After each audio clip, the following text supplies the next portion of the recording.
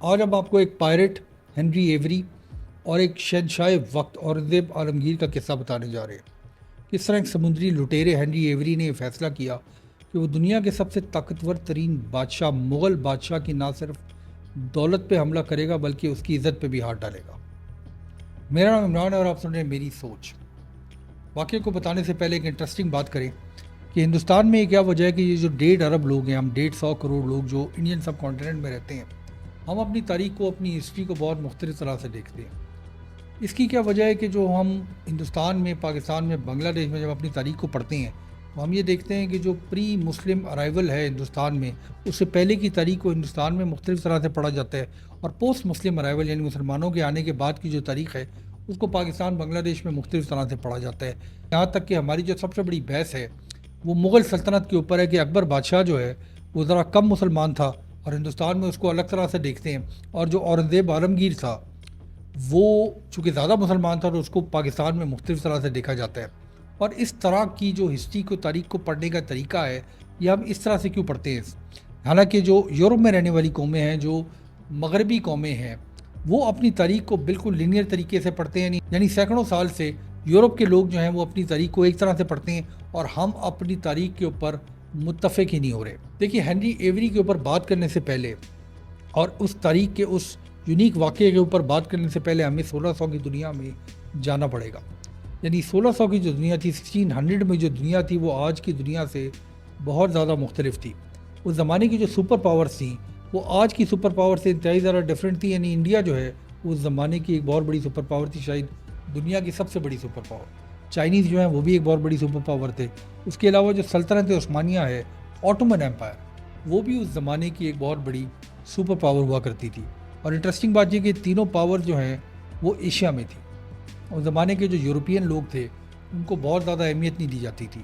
یعنی ایک ٹھنڈا علاقہ تھا، آبادی کم تھی، ٹیکنالوجیکل ایڈوانسمنٹ ان کی تھوڑی تھی۔ جو واحد ذریعہ تھا اکانومی کو چلانے کا یورپ کے پاس، وہ یہ تھا کہ ایک نیوی یا ایک بحری بیڑا ڈیولپ کر لیا جائے، مرچنٹ نیوی بنا لی جائے، اور جو ایشیا کے ممالک ہیں، امپائرز ہیں ایشیا کی، ان کے ساتھ تجارت کی جائے۔ اور اسی اثناء میں 1600 کے آس پاس جو ہے وہ جہانگیر بادشاہ کے دور میں انگریزوں میں سر تھامس رو کی قیادت میں ایک وقف آیا، اور انہوں نے ایک رائل چارٹر حاصل کیا سورت میں ایک فیکٹری بنانے کا، جس سے وہ اپنے یورپ کے ملک کے ساتھ تجارت کر سکے۔ اچھا، انٹرسٹنگ بات یہ ہے کہ اس زمانے میں یورپین جو نیشنز تھیں وہ آلریڈی ہندوستان میں موجود تھی۔ پورچوگیز جو ہے وہ اس سے پہلے آ چکے تھے، اور اس کے بعد فرینچ آ چکے تھے۔ اور ہندوستان کے لوگوں کو مجھے لگتا ہے کہ، بلکہ ہمیں یقین ہے کہ ہمیں تاریخ سے پتہ لگتا ہے کہ ہندوستان کے جو بادشاہ تھے وہ ان کو بہت زیادہ اہمیت نہیں دیتے تھے، اور ان کا یہ خیال تھا کہ ہم اتنی بڑی قوت ہے، اتنی بڑی طاقت ہے کہ ہمیں ان تھوڑے سے لوگوں سے کوئی اسی قسم کا کوئی خطرہ نہیں ہے۔ مگر انٹرسٹنگ بات یہ ہے کہ ہندوستان میں ہسٹوریکلی کبھی بھی نیوی ڈیولپ نہیں ہوئی، اور پری مسلم ارائیول بھی کبھی کسی بادشاہ نے نیوی کو ڈیولپ کرنے کے اوپر نہیں سوچا۔ اور شاید اس کی وجہ یہ ہے کہ ہندوستان ایک بہت بڑا علاقہ تھا، بہت امیر علاقہ تھا، اور اس علاقے کے اندر بہت ساری معدنیات، سونا چاندی، اس کے علاوہ جو ہے وہ ہیرے جواہرات جو ہے وہ اس علاقے کی سرزمین سے نکلتے تھے۔ اور اسی وجہ سے شاید دنیا کی مختلف قوتوں کے اوپر کی نظر جو ہے وہ ہمیشہ ہندوستان پہ رہی۔ جو لوگ ہسٹری کو پڑھتے ہیں ہمیں ایسے لگتا ہے کہ سن 1600 کے آس پاس یہ جو یورپین قوتیں ہیں، انہوں نے یہ جو فارمولا ہے ہندوستان کے اوپر، ہندوستان کے لوگوں کو چونا لگانے کا، اس کے اوپر کام کرنا شروع کر دیا۔ اور آج جو 2024 میں ہم ہندوستان، پاکستان اور اس علاقے کا حال دیکھتے ہیں تو ایسے لگتا ہے کہ اس فارمولے کو پرفیکٹ کر لیا گیا ہے۔ یعنی ہماری قومیں جب بھی ترقی کرنے کی کوشش کرتی ہیں تو ان کی ٹانگیں کھینچ لی جاتی ہیں اس فارمولے کا استعمال کر کے۔ یہ جو قصہ ہے ہنری ایوری دا پائرٹ کا اور اورنگزیب عالمگیر کا، اس قصے کے اوپر ہمیں تاریخ کی کتابوں کے اندر بہت زیادہ ڈیٹیل میں جھانکنا پڑتا ہے۔ اس نام سے، ہنری ایوری کے نام سے، ہم لوگ شاید واقف نہیں ہیں، اور اس قصے کو بتانا اس لیے ضروری ہے کہ ایک ایسا وقت آیا ہندوستان کی ہسٹری میں، ایک ایسا ٹائم آیا جب ایسٹ انڈیا کمپنی کو اپنی جان کے لالے پڑ گئے۔ دیکھیے، قصہ کچھ اس قسم کا ہے کہ سن 1600 میں جو مرچنٹ فلیٹ ہوا کرتی تھی مغلوں کی، اس کو صرف حفاظت کی ضرورت ہوا کرتی تھی۔ اس زمانے کی جو دریائی رستے تھے، سمندری رستے تھے، اس پہ پائریسی کا بہت زیادہ خطرہ ہوا کرتا تھا۔ میں انٹرسٹنگ بات ویسے ایک ٹائجنٹ کے طور پہ یہ آپ کو بتانا چلوں کہ اردو زبان میں اور ہندی زبان میں پائرٹ کے لیے کوئی ایک لفظ نہیں ہے۔ اس کی وجہ شاید یہ ہے کہ ہمیں ہماری قوموں کو ہماری نیشن کو کبھی ضرورت ہی نہیں پڑی کہ اس قسم کے کسی شعبے کے اوپر کوئی نام دیا جائے. یہ جو پائرٹ کا لفظ ہے یہ بھی یورپین لفظ ہے. تو اس زمانے میں جو مرچنٹ فلیٹ ہوا کرتی تھی اس کو حفاظت کی ضرورت ہوتی تھی. جو مغل تھے انہوں نے چونکہ یورپین طاقتوں کو یہ کنسیشن دی ہوئی تھی کہ وہ ہندوستان میں آ کے تجارت کر سکیں, تو ان کا یہ حکم تھا کہ جو ہندوستانی بحری بیڑے ہیں ان کی حفاظت جو ہے وہ پرتگیز بھی کریں گے, ان کی حفاظت فرینچ بھی کریں گے, اور ان کی حفاظت انگلش بھی کریں گے.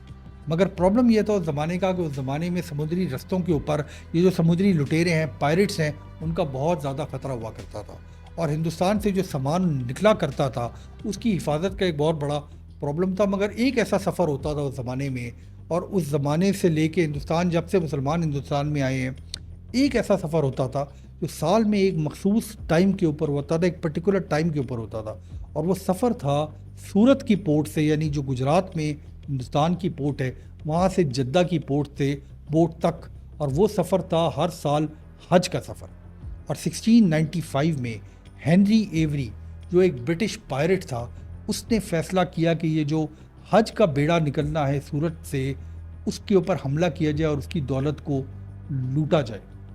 اس واقعے کی اہمیت اس وجہ سے بھی ہے کہ کہا یہ جاتا ہے کہ ہنری ایوری کے جو جاسوس ہیں وہ سورت کی پورٹ پہ موجود تھے, اور سورت کی پورٹ سے اس کو خبر ملی کہ 1695 حج کی جو جرنی ہے وہ شروع ہو گئی ہے, اور سورت کی پورٹ سے مغل شپس ہیں وہ حج کرنے کے لیے جدہ کی پورٹ پہ روانہ ہو گئی ہیں.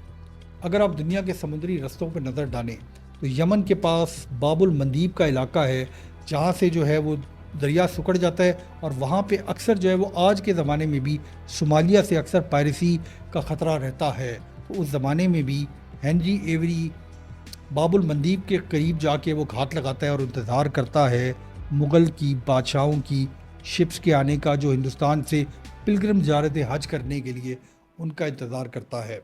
پہلا جہاز جس پہ حملہ کیا جاتا ہے اس کا نام ہوتا ہے فتح محمد. یہ جہاز جو ہے وہ ہندوستان کے سب سے امیر ترین ساہوکار, سب سے امیر ترین ٹریڈر کا جہاز ہوتا ہے. اس میں کافی زیادہ سامان ہوتا ہے, اور سب سے پہلے ہنری ایوری اور اس کے پائرٹس جو ہیں وہ فتح محمد پہ حملہ کرتے ہیں. تاریخ یہ لکھتی ہے کہ فتح محمد کا جو کیپٹن ہے اس کی طرف سے کوئی خاص مزاحمت نہیں کی گئی. انفیکٹ جب ہنری ایوری اور اس کے پائرٹ جو ہیں وہ فتح محمد میں داخل ہوئے تو بہت زیادہ مال کے ساتھ ساتھ تھوڑا مارا پیٹا گیا فتح محمد کے لوگوں کو. تو انہوں نے بتایا کہ اس بیڑے کے اندر ایک جہاز ایسا بھی ہے جس کے اندر ہمارے جہاز سے 10 گنا زیادہ سامان ہے, اور اس جہاز کا نام تھا گنج سواہی. یہ گنج سواہی کا لفظ جو ہے, یہ گنج سواہی کا جو جہاز ہے, اس کی ایک بہت زیادہ ہسٹوریکل امپورٹنس ہے. کہا یہ جاتا ہے کہ یہ ایک مغل ملکہ مریم عثمانی نے بنایا تھا اس جہاز کو. آپ اس مریم عثمانی کو الگ نام سے جانتے ہیں, ان کو آج آپ جودھا بائی کے نام سے جانتے ہیں. جودھا بائی جو ہے وہ اکبر بادشاہ کی ایک بیگمات میں سے ایک تھیں, اور یہ جہاز انہوں نے کمیشن کیا تھا. اورنگزیب عالمگیر کے ٹائم تک آتے آتے گنج سوائی جو ہے وہ خاصا پرانا ہو چکا تھا, مگر جو مغل فلیٹ تھی اس کے اندر سب سے زیادہ جو فورٹیفائڈ جہاز ہے وہ گنج سوائی کو سمجھا جاتا تھا. دیکھیے گنج سوائی جو سورت کے پورٹ سے نکلا تھا اس کے اندر جو بہت زیادہ دولت تھی مغل سلطنت کی وہ اس گنج سوائی کے کارگو کا حصہ تھی, مگر اس سے ایک بہت زیادہ پریسٹیجیس, ایک بہت زیادہ امپورٹنٹ کارگو بھی وہ جدہ کے پورٹ کی طرف لے کے جا رہا تھا. کیونکہ گنج سوائی میں اس زمانے میں جو مغل سلطنت کی خواتین تھیں, جو بیگمات تھی, جو اورنگزیب عالمگیر کے حرم کی خواتین تھیں, وہ بھی گنج سوائی کی کارگو کا حصہ تھی. گنج سوائی کا جو کیپٹن تھا اس کا نام محمد ابراہیم بتایا جاتا ہے. گنج سوائی پہ ہنری ایوری اور اس کی جو پائرٹ فلیٹ ہے وہ حملہ کرتی ہے, یعنی پہلے فتح محمد کو کیپچر کرنے کے بعد گنج سوائی پہ حملہ کیا جاتا ہے, اور 6 لاکھ پاؤنڈ کے قریب جو ہے وہ دولت گنج سوائی سے لوٹ لی جاتی ہے. مگر امپورٹنٹ بات یہ ہے کہ ہسٹری میں تاریخ نے 2 طرح سے بیان کیا کہ جو خواتین تھیں ان کے ساتھ کیا ہوتا ہے. دیکھیے گنج سوائی کے حملہ جو ہے اس کے جو سروائیورز تھے وہ جب سورت کے پورٹ پہ پہنچے تو محمد حسان کافی خان نے اس واقعے کو اپنی تاریخ میں لکھا ہے. کافی خان جو ہے وہ ہسٹورین تھا اس زمانے کا. اس نے جو فرسٹ ہینڈ اکاؤنٹ ہے اس قصے کے بارے میں اس کو تحریر کیا, اور اس میں وہ یہ بتاتا ہے کہ نہ صرف ہنری ایوری نے بہت زیادہ مال لوٹا, مگر جو خواتین تھی گنج سوائی کی, جو مغل خواتین تھی, اس کے علاوہ بھی جو اس کے خواتین وہاں اس جہاز میں سوار تھیں, انہوں نے مقابلہ کرنے کی کوشش کی پائرٹس کے ساتھ. انہوں نے بہت سی خواتین نے تلوار اٹھائی, بہت سی خواتین نے خودکشی کر لی, مگر اس کے باوجود جب پائرٹس نے گنج سوائی کو لوٹا تو اس کے بعد دولت کے ساتھ ساتھ بہت سی ایسی خواتین تھیں جن کو وہ جہاز میں غلام بنا کے غائب ہو گئے. دیکھیں, جب اس واقعے کی خبر اورنگزیب عالمگیر کے پاس پہنچی تو ظاہر ہے کہ نہ صرف اس کی دولت پہ حملہ ہوا تھا مگر اس کی عزت پہ بھی ہاتھ ڈالا گیا تھا, اور وہ یہ فیصلہ کرتا ہے کہ انگریزوں کو ایسٹ انڈیا کمپنی کو مار بھگائے گا وہ ہندوستان کی سرزمین سے. دیکھیے, یہ وہ زمانہ ہے کہ ایسٹ انڈیا کمپنی کے لوگ ہاتھ جوڑ کے مغل بادشاہوں کے آگے کنسیشنز لیا کرتے تھے, تو ان کو جان کے لالے پڑ گئے اور وہاں سے ایک مہم شروع کی گئی. پہلے تو اورنگزیب عالمگیر کو یہ سمجھایا گیا کہ جو ہنری ایوری ہے وہ ایک اکیلا لون پائرٹ ہے اور اس کا ایسٹ انڈیا کمپنی یا انگلینڈ کی جو بادشاہ ہے اس سے کوئی تعلق نہیں ہے. اور سب سے پہلے اورنگزیب عالمگیر کو یہ کہا گیا کہ ایسٹ انڈیا کمپنی یہ بیڑا اٹھائے گی کہ ہنری ایوری کو تلاش کیا جائے, اور اس کے ساتھ ساتھ اس بات کو جو ہسٹری ہے, جو تاریخ ہے, اس میں تبدیل کیا گیا کہ ایکچولی یہ واقعہ ہوا کیسے تھا. 1709 میں ایک کتاب ریلیز ہوتی ہے یورپ میں.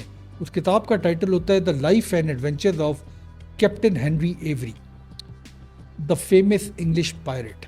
اس کتاب میں لکھا جاتا ہے کہ ہنری ایوری نے یورپ کی طاقت کے لیے, یورپ کی سربلندی کے لیے یہ حملہ کیا مغل سلطنت کے اوپر, اور جن خواتین کو وہاں سے ریلیز کیا گیا, ہنری ایوری نے جو سب سے سینئر مغل پرنسس تھی اس سے شادی کر لی, اور اس کے بعد وہ بہت ہنسی خوشی جو ہے وہ انہوں نے اپنی باقی زندگی گزاری. یعنی ہنری ایوری کے اس عمل کو گلوریفائی کر دیا گیا اور پائرٹس کو گلوریفائی کرنے کی ایک مہم چلائی گئی پورے یورپ کے اندر, اور مغل سلطنت کو پیسیفائی کیا گیا کہ ہنری ایوری کی تلاش جاری ہے. ایک گلوبل مین ہنٹ کیا جا رہا ہے ایسٹ انڈیا کمپنی کی طرف سے. حالانکہ ہنری ایوری اپنی باقی زندگی جو ہے وہ پوری زندگی جو ہے وہ کسی کے ہاتھ نہیں آیا. کہا یہ جاتا ہے کہ ہنری ایوری اس پیسے کو لے کے, اس دولت کو لے کے امریکہ چلا گیا تھا اور باقی زندگی اس نے وہاں پہ گزاری تھی. جو ہندوستان کے اندر یہ جو تاریخ تھی کہ ایکچولی اس واقعے میں گنجے سوائی کے ساتھ ہوا کیا, اس واقعے کو دبا دیا گیا, سپریس کر دیا گیا, اور اورنگزیب عالمگیر کو یہ سمجھایا گیا کہ آپ کو جو سب سے بڑا خطرہ ہے وہ نہ انگریزوں سے ہے, نہ پورچوگیز سے ہے, نہ فرینچ سے ہے. آپ کو سب سے بڑا خطرہ جو ہے وہ ہندوستانیوں سے ہے. آپ اپنی طاقت کا جو رخ ہے وہ ہندوستان کے لوگوں کی طرف موڑ دیں, کیونکہ آپ کی جو حکومت ہے اس کو انگریزوں سے کوئی خطرہ نہیں ہے. ہم تھوڑے سے لوگ ہیں, ہم آپ کا کیا بگاڑ لیں گے. دیکھیے, ہندوستان کی جب آپ اس افسوسناک تاریخ کو پڑھتے ہیں تو ہمیں یہ سمجھ آتا ہے کہ یہ جو چونا لگانے کی جو روایت ہے یہ سن 1690 کے آس پاس شروع کر دی گئی تھی اور آج تک یہ روایت جاری ہے. یعنی ہندوستان میں ہمیں اور پاکستان میں ہمیں ایسے لگتا ہے کہ ہمارے ہاں جو پاکستان میں ہم آلو گوشت کھاتے ہیں اور ہندوستان میں چونکہ ہم گوبھی آلو کھاتے ہیں تو ہم ایک دوسرے سے مختلف ہیں. حالانکہ یورپ میں, انگلستان میں اگر آپ دیکھ لیں تو 10 مختلف مذاہب کے لوگ رہتے ہیں, ان کا آپس میں کوئی جھگڑا نہیں ہے. وہ ملک جو ہے وہ ایک ساتھ ترقی کرتا ہے. ہندوستان پاکستان میں ہم یہ مسلم ہندو اور یہ مذاہب کے جھگڑے سے باہر ہی نہیں نکل سکے. مجھے ایسے لگتا ہے کہ اس خطے کے اندر جتنی بھی ترقی ہو رہی ہے جو ہمیں نظر آتی ہے, تو ہندوستان اگر بہت زیادہ اس وقت ترقی کے رستے پہ ہے تو یہ جو مغربی قوتیں ہیں یہ کسی بھی ٹائم ہندوستان پاکستان کو آپس میں لڑا کے جو ہے وہ ہماری ساری ترقی کو, ہماری جو قوم آگے کی طرف جا رہی ہے اس کو جب مرضی پیچھے کی طرف دھکیل سکتی ہے. اس میں ان کا لگے گا بھی کچھ نہیں. یہ جو چونا لگانے کا فارمولہ ہے اسی کو استعمال کیا جائے گا, آپس میں لڑایا جائے گا, تاریخ کو تبدیل کر دیا جائے گا. کہا یہ جائے گا کہ یہ پریمیٹیو لوگ ہیں, ان کو سمجھ نہیں آتی, یہ آج بھی مذہب کے اوپر لڑیں, یہ آج بھی ایک دوسرے سے فرق ہونے پہ, ایک دوسرے کے کھانے پینے کے فرق کی وجہ سے, ایک شخص بنگال میں رہتا ہے تو وہ سندھ والے کا دشمن ہے اور ایک شخص جو ساؤتھ انڈیا میں رہتا ہے وہ پنجاب کا دشمن ہے. انہی مسئلوں کی وجہ سے آپس میں آج بھی لڑیں. دیکھیے, یہ جو گنج سوائی کا واقعہ ہے یہ ہمیں تاریخ کے چند صفحوں پہ ملتا ہے. شاید زیادہ تر لوگ اس واقعے سے واقف نہیں ہیں. اگر آپ گوگل کریں تو آپ کو یہ واقعہ پوری طرح سے مل جائے گا. مگر جو امپورٹنٹ بات ہے اس واقعے کو سمجھنے کی وہ یہ کہ time and time again Hindustan کے بادشاہوں کے پاس یہ موقع تھا یہ جو فارینرز آئے ہوئے ہیں ہمارے یہاں تجارت کرنے, ان کو مار بھگایا جائے. مگر جھوٹ کا استعمال کر کے, چونا لگانے کا استعمال کر کے, آنکھوں میں دھول جھونکنے کو استعمال کر کے یہ چند لوگ جو ہیں وہ آہستہ آہستہ آہستہ نہ صرف ہماری حکومتوں پہ قابض ہوتے گئے بلکہ ہمارے ذہنوں پہ بھی قابض ہوتے گئے. آج 2024 کے جب میں ہندوستان, پاکستان اور بنگلہ دیش کے لینڈسکیپ کو دیکھتا ہوں تو وہی 1670 کا جو ہندوستان تھا اس کا جو نقشہ ہے وہ آنکھوں کے سامنے آ جاتا ہے. یہ جو ڈویژن ہے ہمارے یہاں, یہ ڈویژن کی جو شروعات ہے یہ ہنری ایوری کے قصے کے بعد سے شروع ہو گئی اور اس کو 400-500 سال میں پرفیکٹ کر لیا گیا، اور آگے چل کے شاید یہ سب سے بڑا ویپن ہے ہماری قوم کے خلاف۔ یہ کیا وجہ ہے کہ ایک خطہ جہاں دنیا کے سب سے بڑی آبادی رہتی ہے تقریباً ایک ہی زبان بولتی ہے، وہ دنیا سے اتنا زیادہ پیچھے ہے صرف 400 سال میں۔ یعنی ایک قوم جس نے، ایک نیشن، ایک علاقہ جس نے پوری دنیا کے اوپر ہزاروں سال حکومت کی، دنیا کی سب سے بڑی، سب سے پیسے والی ریاست تھی، 300-400 سال میں چند چیزوں کی وجہ سے، یہ تاریخ کو نہ سمجھنے کی وجہ سے آج دنیا کی سب سے پرانی پیچھے والی قوموں میں سے ایک ہے۔ دلی کا اور لاہور کا جو پولوشن کا حال ہے، جب دلی میں پولوشن ہوتی ہے تو لاہور میں بھی پولوشن ہوتی ہے۔ ہمیں یہ بات سمجھ نہیں آتی کہ جو خطے آپس میں نیچرلی جڑے ہوئے ہیں، ان کے لوگوں کے ذہن جو ہیں وہ اتنی نفرت کیوں کرتے ہیں ایک دوسرے سے۔ سوال کا جواب جو ہے ان ہزاروں قصوں کی طرح گنج سوائی اور ہنری ایوری کے قصے کے اندر ان سوالوں کا جواب موجود ہے۔ مجھے امید ہے کہ ہم ان سوالوں کو، اس تاریخ کو پڑھ کے یہ سمجھنے کی کوشش کریں گے کہ آگے کا رستہ، جو فیوچر کا رستہ ہے ہندوستان، پاکستان، بنگلہ دیش کا، وہ شاید مل کے چلنے سے ہے، اور اس قسم کی ڈویژن سے، اس قسم کی فیک نیوز سے، اس قسم کی دھول جھونکنے سے ہمیں اگر علیحدہ کیا جائے گا فیوچر میں بھی، تو شاید یہ خطہ کبھی بھی ترقی نہیں کر سکتا۔ بہت شکریہ۔